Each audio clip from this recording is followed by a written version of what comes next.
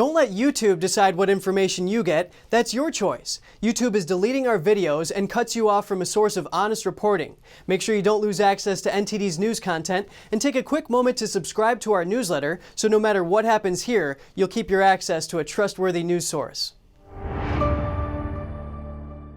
The U.S. may soon ease trade restrictions on China's largest microchip maker. Former President Trump had put the company on a trade blacklist over its ties to the Chinese military. A Chinese internet censor says he helped the Communist Party track down and arrest 6 netizens last year.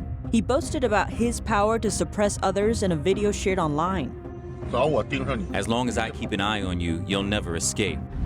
An expert makes a major discovery while analyzing satellite images.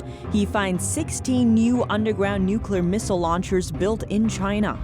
Nearly 3/4 of Americans say the U.S. should stand up against China's human rights abuses. A survey says they value it more than fostering economic ties with the regime.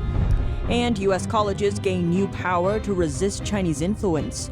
A new bill passes the Senate, targeting Beijing's overseas Confucius Institutes. Welcome to China in Focus. I'm Tiffany Meyer. Chinese and Taiwanese media are saying the U.S. may soon ease its restrictions on China's largest chip maker. Trump once put the company on a trade blacklist for its ties to the Chinese military. More on that by NTD's Penny Zhou. The U.S. may ease trade bans on China's largest semiconductor producer. The news is all over Chinese and Taiwanese media, citing an unconfirmed industry report. 中芯国际传出获得美国供应许可，换句话已经解禁了。那中芯 The Trump administration previously put Chinese company SMIC on a trade blacklist based on ties to the Chinese military. These are companies that are tied to the People's Liberation Army. SMIC is the largest semiconductor manufacturer in China, and a very, very big company at that. And semiconductor or microchips are essential for building rockets and missiles. The blacklist means American companies or any company that uses American technology must apply for a license before selling anything to SMIC. Some say easing the ban may resurrect the struggling Chinese company. A Chinese semiconductor industry expert says the U.S. will allow American companies to sell certain equipment to the Chinese company, but not cutting-edge technology. The expert called the move the light of hope. Shortly after the news came out, SMIC secured chip-producing supplies from a Netherlands company. Some see the move as a sign that the U.S. already eased the ban. Others say it's a test for the Biden administration. One semiconductor executive called the deal a slap in the face to the U.S. trade restrictions. The news prompted stocks to plunge for several Taiwanese chip makers, all which are the Chinese company's competition. In recent years, semiconductors have come under the geopolitical limelight. This semiconductor is smaller than a postage stamp, but it has more than 8 billion transistors. 8 billion transistors, 10,000 times thinner than a single human hair in this one chip. These chips are a wonder of innovation and design that power so much of our country, enables so much of our modern lives to go on. Not just our cars, but our smartphones, televisions, radios, medical diagnostic equipment, and so much more. The Trump administration has used the technology as a leverage against Chinese telecom giant Huawei. Beijing relies on the military-linked company to make sure China stays ahead in the 5G technology race.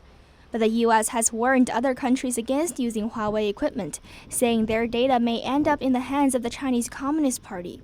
It's near impossible for Huawei to produce its smartphones and equipment without chips powered by American technology.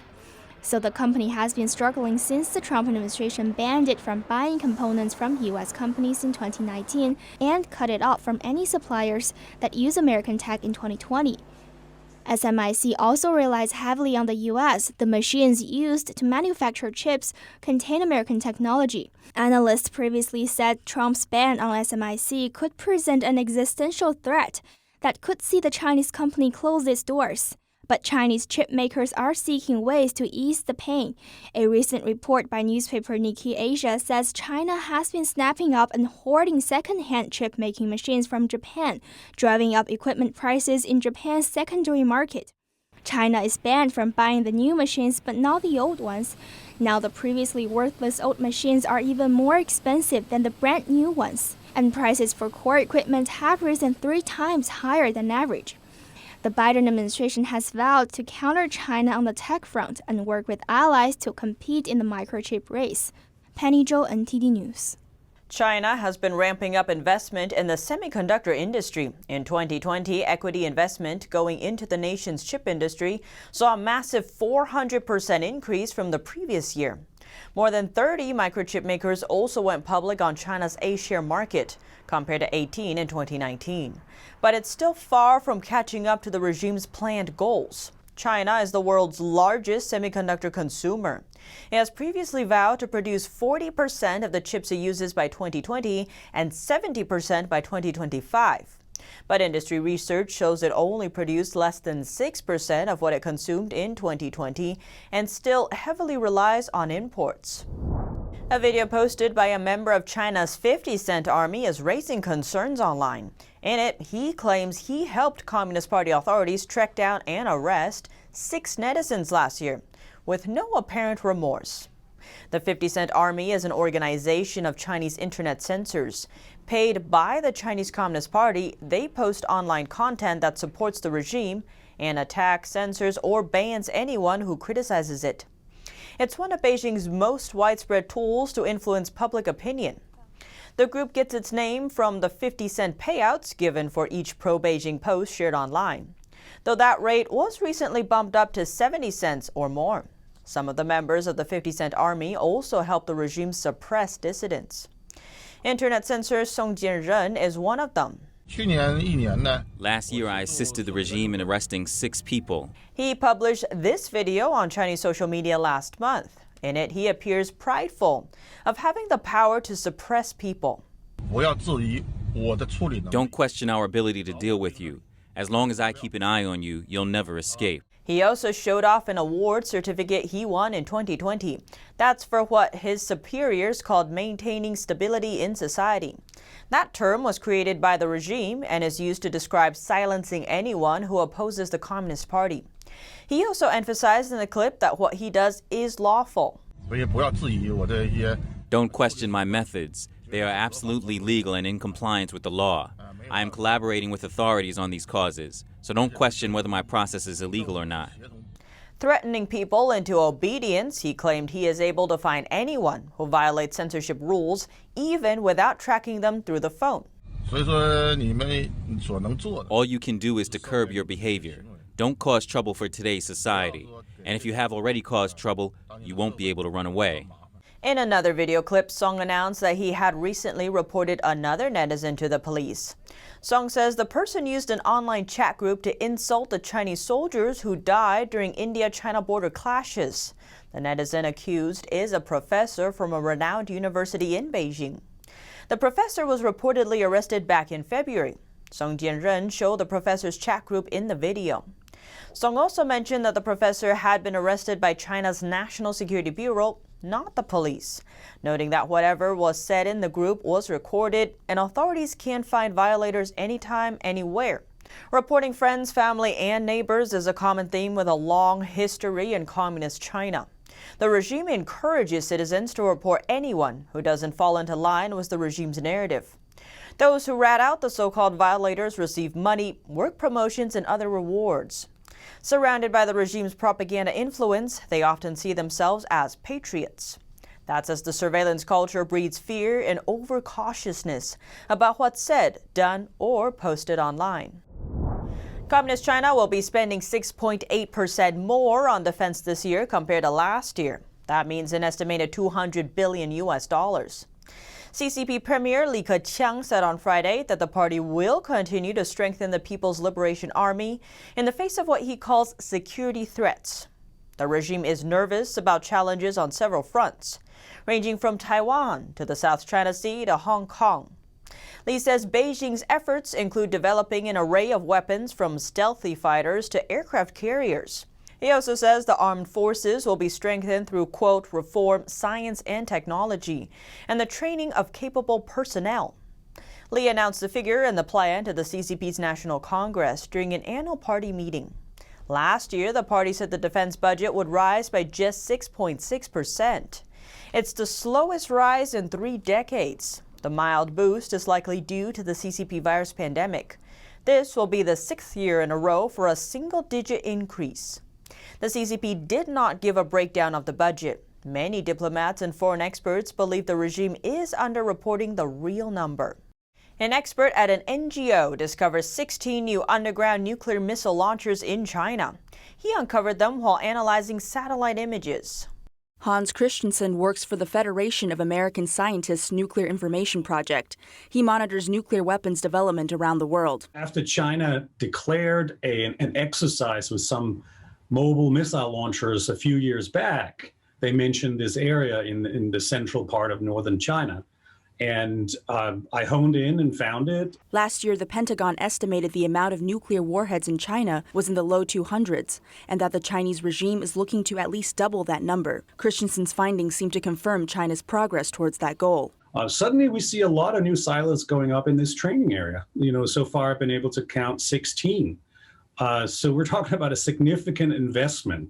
Christensen says the nuclear silos he found are located in a training area, so he suspects they'll likely be moved to where the Chinese regime operates its missile brigades. Christensen says Beijing wants to make sure it can compete with nuclear forces from the United States and Russia. And so for now, we think what's going on is that they've decided that their current ICBMs are not survivable enough. They wouldn't be able to survive an early attack, a first strike. And so they're trying to expand the number and types of silos they have or will have in the future. The U.S. has 3,800 nuclear warheads, with another 2,000 that are waiting to be dismantled. Russia has a little more, with around 4,300 warheads and a little over 2,000 more set to be taken apart. A top Chinese official says the country will eliminate its air and water pollution problems by 2025. His comments came during the country's most important political conference of the year. While outside the meeting hall, Beijing remains blanketed in heavy smog. The speech was given by China's Premier Li Keqiang on Friday. Beijing's media mouthpiece Xinhua News Agency disabled the comments section during its online coverage of the event. Instead, Chinese netizens took to social media to voice their responses. One Beijing citizen commented, "Beijing has been overcast and hazy for 5 days this week. I'm really speechless." Another user questioned what's causing the haze. Schools and colleges in Beijing were originally scheduled to open at the beginning of March after winter break. But because of the pandemic, reopenings were postponed to mid or late March. The netizen asked why the smog is getting worse when pollution should be reduced as people stay home. They wrote, even the school openings have been postponed to mid-March.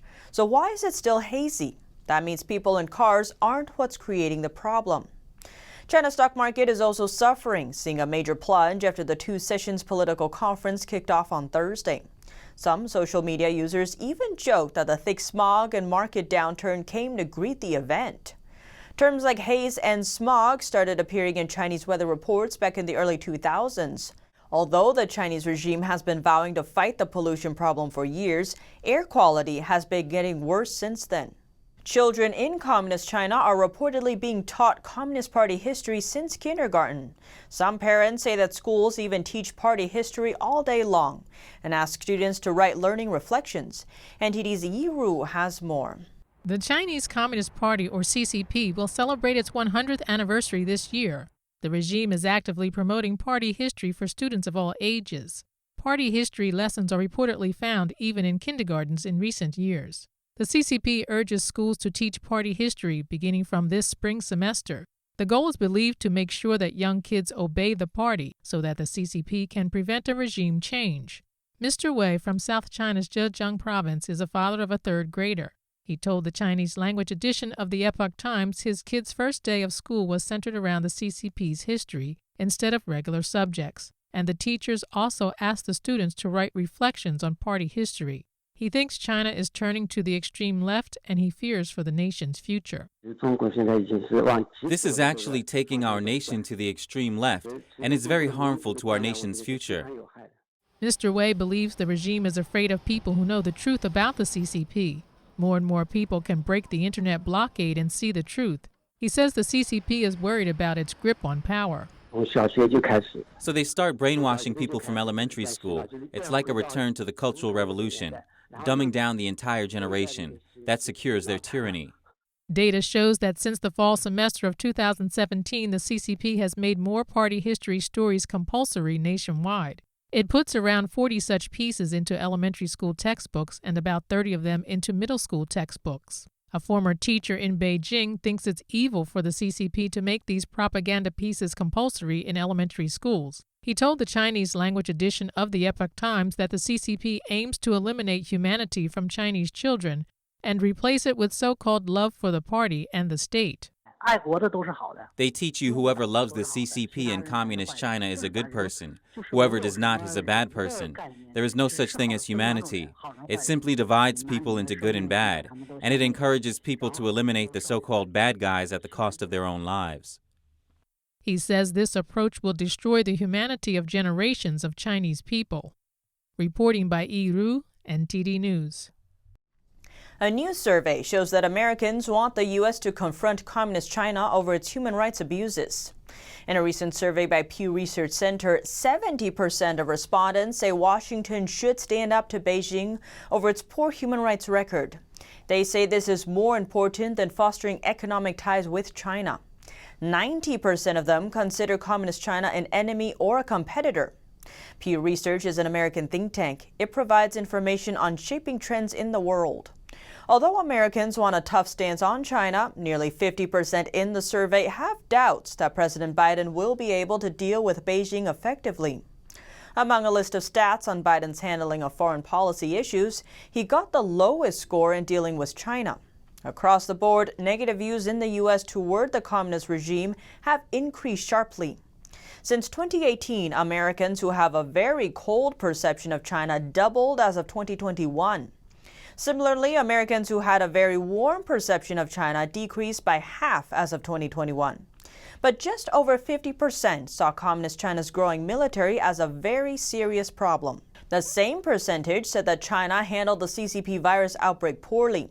The Pew Research survey was conducted over a 7-day period in February. It sampled about 2,600 American adults. U.S. colleges will now be able to push back against Chinese Communist Party censorship on campus. That's because the Senate has just passed a new bill targeting Beijing-funded Confucius Institutes. NTD's Don Tran has the story.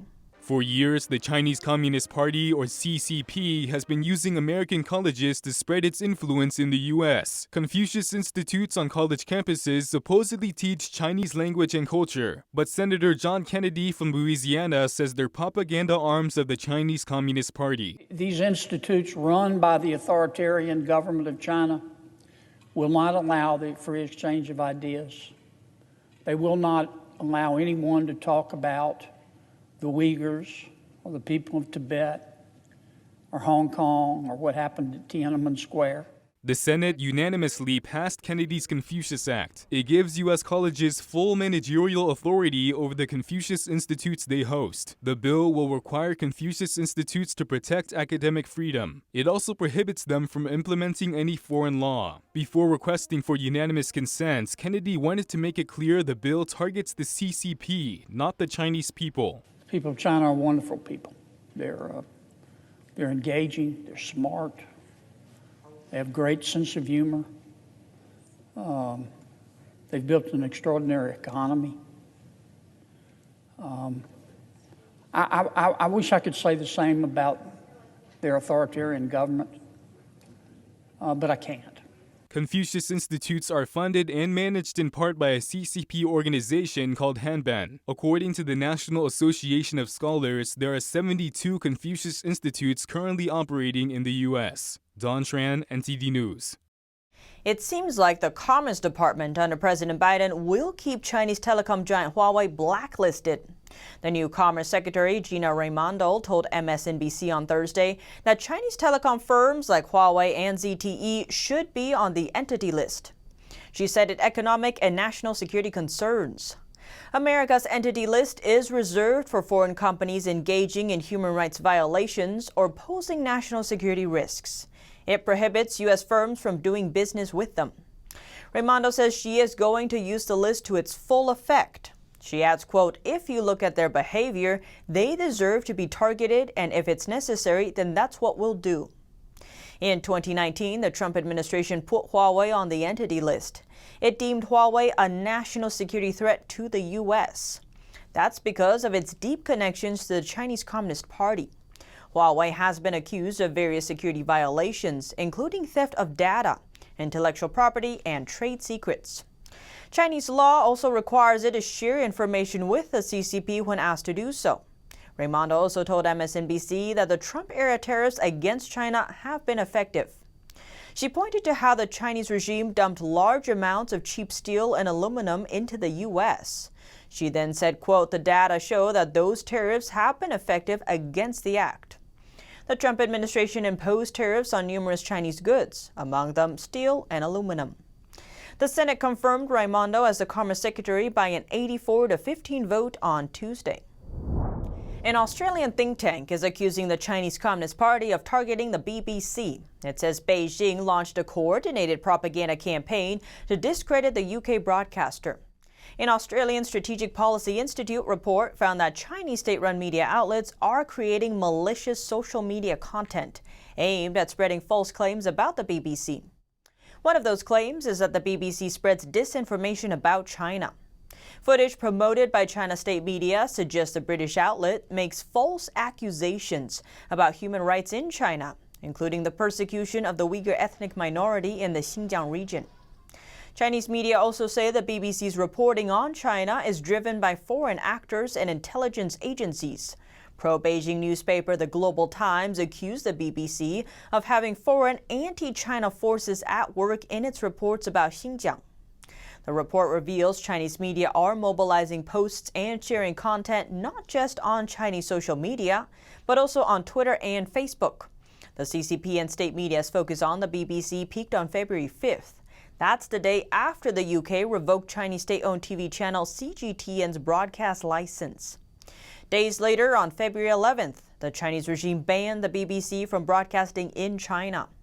The British programming was already only selectively available in China, appearing at certain hotels, businesses, and residential compounds for foreigners.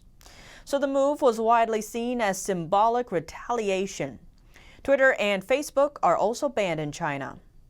And that's all for today's China in Focus. Thanks for watching, and see you next time.